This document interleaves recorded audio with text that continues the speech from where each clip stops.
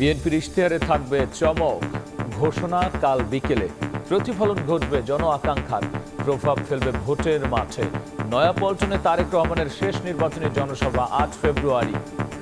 আমাদের সর্বশেষ জনসভা, যেখানে প্রধান অতিথি হিসেবে দলের চেয়ারম্যান জনাব তারেক রহমান সাহেব উপস্থিত থাকবেন, 8ই ফেব্রুয়ারি রবিবার হতে পারে। জনসম্পৃক্ততা দল হিসেবে বিএনপি সবসময় চেয়েছে একটি বাস্তবমুখী এবং টেকসই নির্বাচনী ইশতেহার প্রণয়ন করতে, যেখানে দেশের প্রতিটি শ্রেণী এবং পেশার মানুষের অন্তর্ভুক্তিমূলক উন্নয়ন হবে, জনগণ আরও বেশি ক্ষমতায়িত হবেন। যারা পরিবারতন্ত্র কায়েম করতে চায় তারাই আইডি হ্যাক করে মিথ্যাচার করছে, দাবি জামায়াত আমিরের। ভোটে অনিয়ম ঠেকাতে নেতাকর্মীদের কেন্দ্র পাহারা দেওয়ার আহ্বান।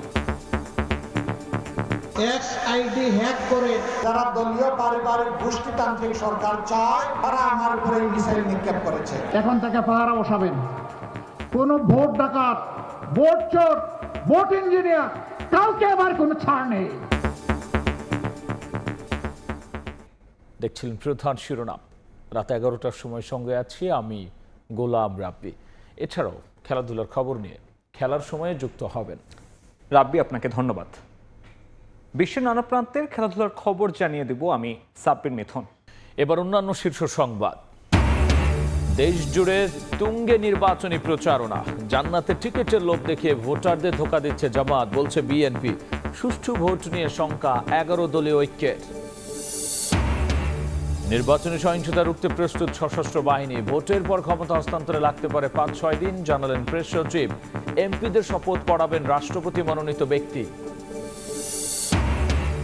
বন্দরে অচল অবস্থার মাশুল দিতে হবে সরকারকে। রমজানে বাজারে অস্থিরতার সংখ্যা ব্যবসায়ীদের। নিউমেরিং টার্মিনালে চুক্তি থেকে সরে আসার সুযোগ দেখছেন না নৌ উপদেষ্টা। এবং আশুলিয়ায় 6 লাশ পোড়ানো সহ 7 জনকে হত্যা মামলায় সাবেক এমপি সাইফুল সহ 6 আসামির মৃত্যুদণ্ড। 7 জনের যাবজ্জীবন, খালাস পেলেন রাজসাক্ষী এসআই আফজালুর।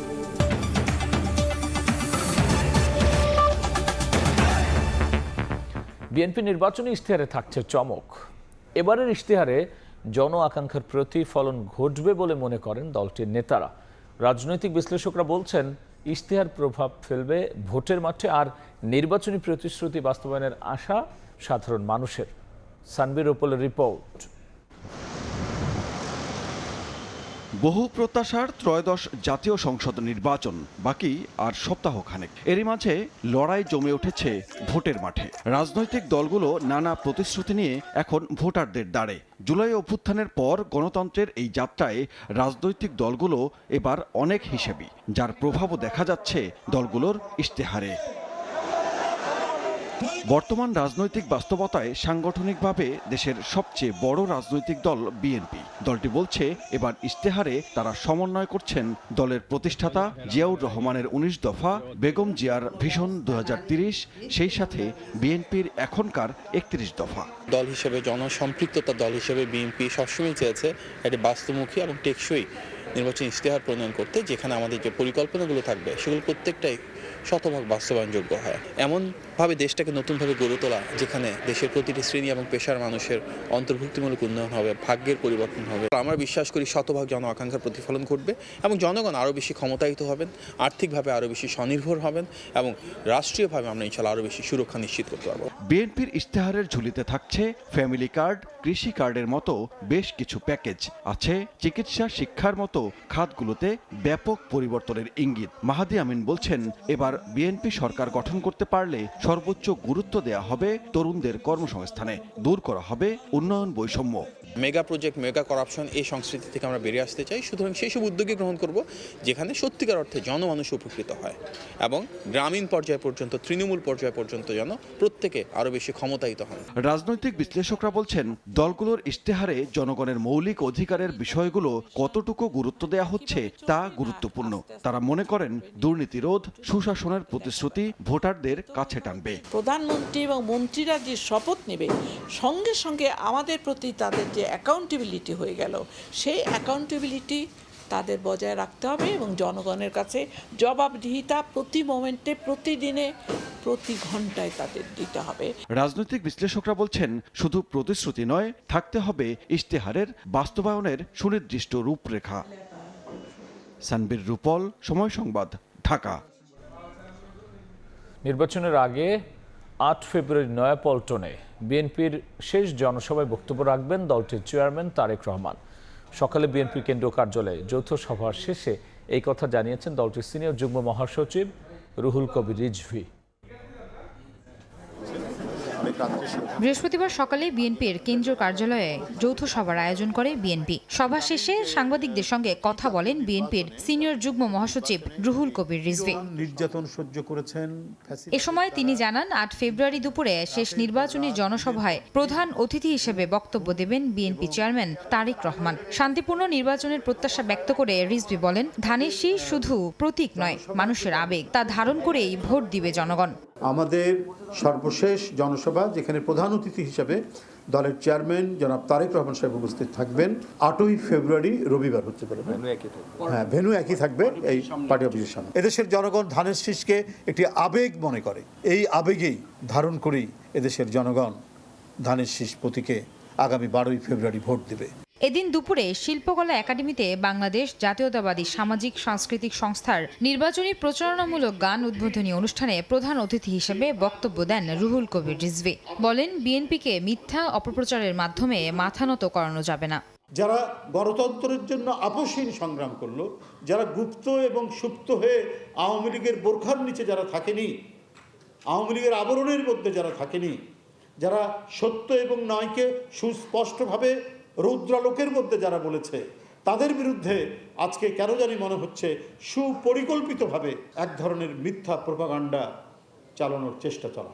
এদিন নির্বাচনী প্রচারণামূলক আরও 5টি গান উদ্বোধন করেন বিএনপির এই নেতা। আয়েশা সিদ্দিক, সামিয়া, সময় সংবাদ, ঢাকা। যারা পরিবারতন্ত্র কায়েম করতে চায় তারাই আইডি হ্যাক করে মিথ্যাচার করেছে বলে দাবি করেছেন জামায়াত আমির ডাক্তার শফিকুর রহমান। ভোটে অনিয়ম ঠেকাতে নেতাকর্মীদের কেন্দ্রীয় পাহারা দেওয়ার আহ্বান জানিয়েছেন তিনি। নওগাঁ, চাঁপাইনবাবগঞ্জ, রাজশাহীতে নির্বাচনী জনসভায় বক্তব্য রাখেন জামায়াত আমির। শাহিন আলমের রিপোর্ট।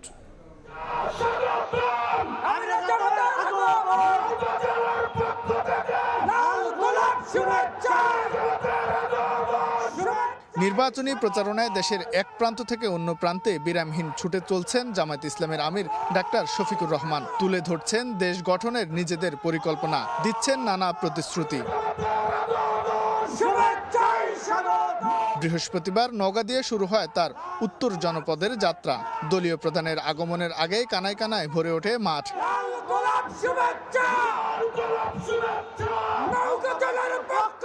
বক্তব্যে জামায়াতের আমির বলেন, যারা পরিবারতন্ত্র কায়েম করে গোলাম বানাতে চায় তারাই তার এক্স অ্যাকাউন্ট হ্যাক করে মিথ্যাচার করছে। 11 দলীয় জোট ক্ষমতায় গেলে মাস্টার্স পর্যন্ত নারীদের পড়ালেখার খরচ সরকার বহন করবে বলে প্রতিশ্রুতি দেন তিনি। যারা এই দেশে জনগণের সরকার চায় না, যারা দলীয় পারিবারিক গোষ্ঠীতান্ত্রিক সরকার চায়, যারা এই দেশকে গোলাম বানিয়ে রাখতে চায়, তারা আমার উপরে মিসাইল নিক্ষেপ করেছে। ছাত্রীদের জন্য আমাদের অঙ্গীকার, মাস্টার্স পর্যন্ত তারা সম্পূর্ণ সরকারি খরচে লেখাপড়া করবেন ইনশাআল্লাহ। পরে চাঁপাইনবাবগঞ্জের জনসভায় যোগ দিয়ে জামায়াত আমির বলেন, 12ই ফেব্রুয়ারি পুরনো রাজনীতিকে লাল কার্ড দেখাবে দেশের মানুষ।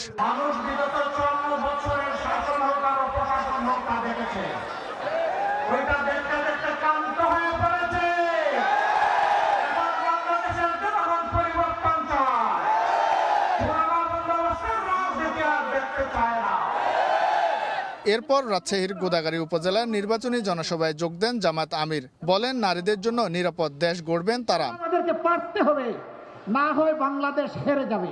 এদিকে রাজশাহী নগরীর মাদ্রাসা মাঠে আয়োজিত জনসভায় জামায়াত আমির পৌঁছানোর আগে কানায় কানায় পূর্ণ হয়ে যায়। বক্তব্যে ডাক্তার শফিকুর রহমান বলেন, 12ই ফেব্রুয়ারি ভোট কেন্দ্র পাহারা দিবেন তারা। কারচুপি হলে কঠোর জবাব দেওয়ার হুঁশিয়ারি দেন তিনি। চিল আসমান থেকে এসে ছু মেরে যেন আমাদের স্বপ্নকে এলোমেলো করে দিতে না পারে। এখন থেকে পাহারা বসাবেন।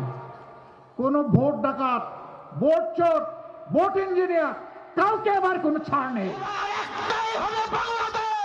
একই দিন সন্ধ্যায় নাটোরের নির্বাচনী জনসভায় অংশ নেন জামায়াতের আমির শফিকুর রহমান। নবাব সিরাজউদ্দৌলা কলেজ মাঠে বক্তব্যে বিচার ব্যবস্থা নিয়ে সমালোচনা করেন জামায়াত আমির। শাহিন আলম, সময় সংবাদ, নাটোর। ভোটারদের কাছে টানতে এলাকার উন্নয়নের প্রতিশ্রুতি দিচ্ছেন বিভিন্ন রাজনৈতিক দলের প্রার্থীরা। অভিযোগ আর পাল্টা অভিযোগে চলছে প্রচার যুদ্ধ। জান্নাতের টিকিটের লোভ দেখিয়ে ভোটারদের ধোঁকা দিচ্ছে জামাত, বলছে বিএনপি। আর নিরপেক্ষ নির্বাচন নিয়ে শঙ্কা প্রকাশ করছে 11 দলীয় ঐক্য।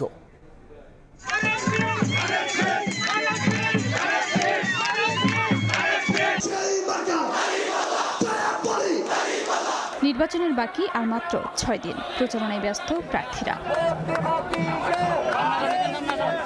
জোরে সোরে ভোটের প্রচার চালাচ্ছেন ধানের শীষের প্রার্থীরা। এবারে নির্বাচনে জালিয়াতি ও জবরদস্তি হবে না বলে আশা প্রকাশ করেন বিএনপি মহাসচিব ও ঠাকুরগাঁও 1 আসনের প্রার্থী মির্জা ফখরুল ইসলাম আলমগীর। বেহেশতের টিকিটের লোভ দেখিয়ে জামায়াত ভোটারদের ধোঁকা দিচ্ছে বলে অভিযোগ করেন নোয়াখালী 1 আসনে বিএনপি প্রার্থী ব্যারিস্টার মাহবুব উদ্দিন খোকন। কালো টাকা ছড়িয়ে নির্বাচনে নাশকতার ছক করা হচ্ছে অভিযোগ করেন ফরিদপুর 4-এর প্রার্থী শহীদুল ইসলাম বাবুল। নেত্রকোনা 1 আসনে প্রচারণা চালান বিএনপি প্রার্থী ব্যারিস্টার কায়সার কামাল। ধর্মভিত্তিক রাজনীতি করেন, তাদের মধ্যে একটা অপচেষ্টা খেয়াল করা যায়, তারা ধর্মকে পুঁজি করে রাজনীতি করতে চাচ্ছে। কোনো একটা নাশকতা, একটা আশঙ্কা আমরা করতেছি এবং এখানে প্রচুর কালো টাকার ব্যবহার, লুটের টাকার ব্যবহার হচ্ছে।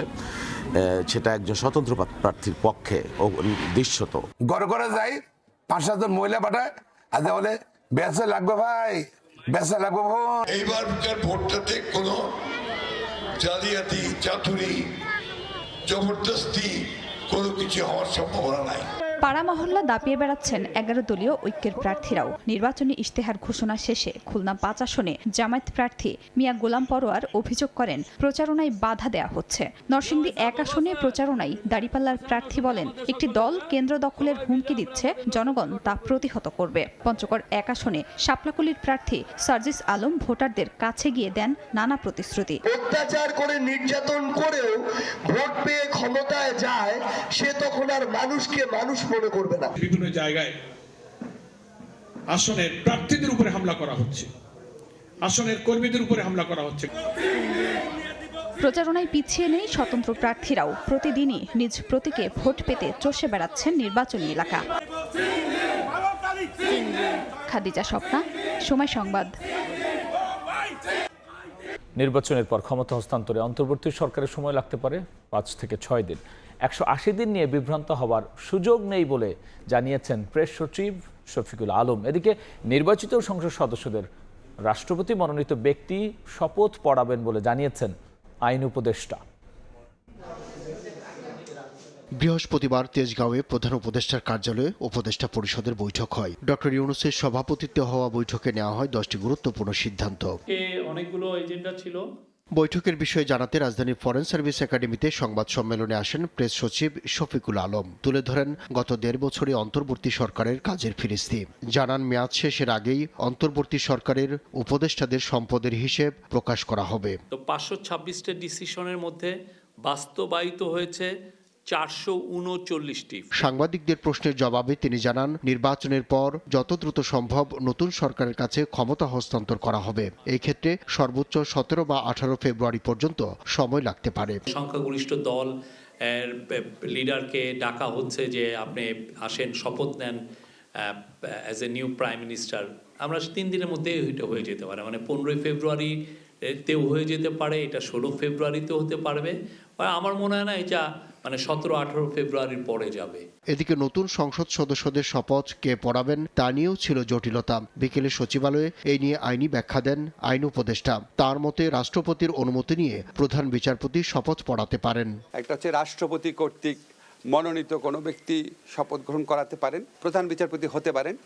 আর যদি এটা না হয় তাহলে আমাদের যে প্রধান নির্বাচন কমিশনার আছেন উনি শপথ গ্রহণ করাবেন। বাংলাদেশের সংবিধান অনুযায়ী নবনির্বাচিত সংসদ সদস্যদের শপথ পড়ান স্পিকার। তার অনুপস্থিতিতে ডেপুটি স্পিকার অথবা বিশেষ পরিস্থিতিতে প্রধান নির্বাচন কমিশনারেরও শপথ পড়ানোর বিধান রয়েছে। আব্দুল্লাহ শাফি, সময় সংবাদ, ঢাকা।